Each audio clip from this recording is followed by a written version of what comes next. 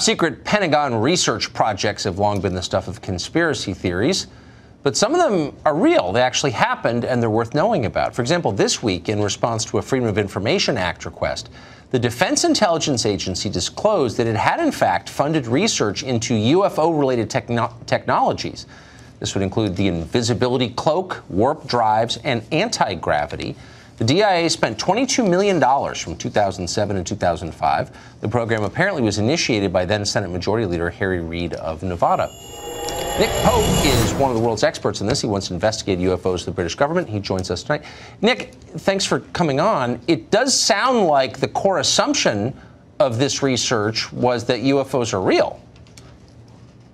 Yes, it really does. This is something of a bombshell, I think. For months, the Defense Intelligence Agency and the DoD have been trying to spin this story as, well, it's just about advanced aerospace weapons threats. But now we have this document which shows quite clearly what they were looking into. And it's nothing to do with airplanes. It's as you say, anti-gravity, invisibility, cloaking, wormholes, and warp drive. Some of this is about space travel.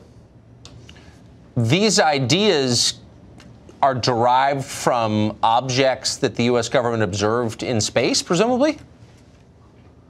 Well, we still don't know much of the story. We really only have a handful of papers and documents on this. I got this from the DIA's Office of Corporate Communications, and we're still trying to digest what this means. There are 38 papers that they produced under this contract, defense intelligence reference documents, looking at things which frankly sound like science fiction, and yet they're not. Our tax dollars have been spent on looking at this. And you know, there's one of these papers which absolutely is critical.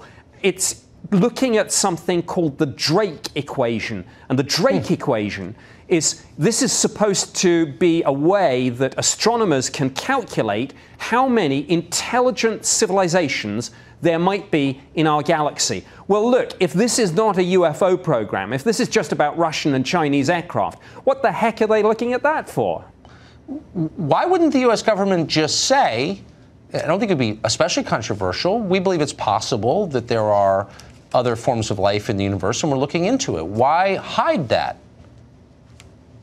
Well, I hope that's exactly what they will now say. I think we know that this letter, which I've now acquired and which has been released under the Freedom of Information Act, we know that this went to Congress. We know that the Armed Services Committee is looking at this very seriously. They're also looking into those videos that we've talked about before of the Navy jets chasing UFOs. So I think the real question is what's going on behind the scenes? And I'm hoping that in the next few weeks, maybe months, Congress is going to say more about this. The Armed Services Committee will speak out, and maybe we'll have public hearings at which all this will be revealed.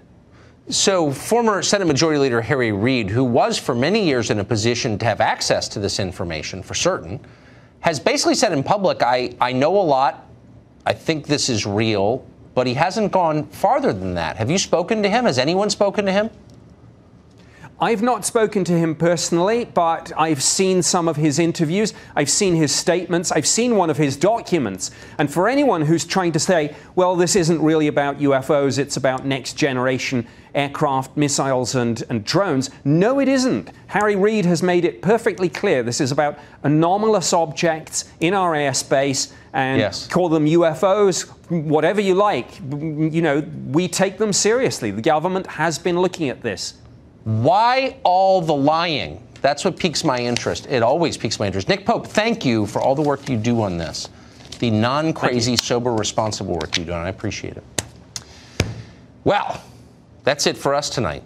And let me just say, there is an awful lot of lying, and none of it happens by accident. All lying in Washington is designed for the benefit of the people telling the lies, and it's a tantalizing clue that we ought to press a little more.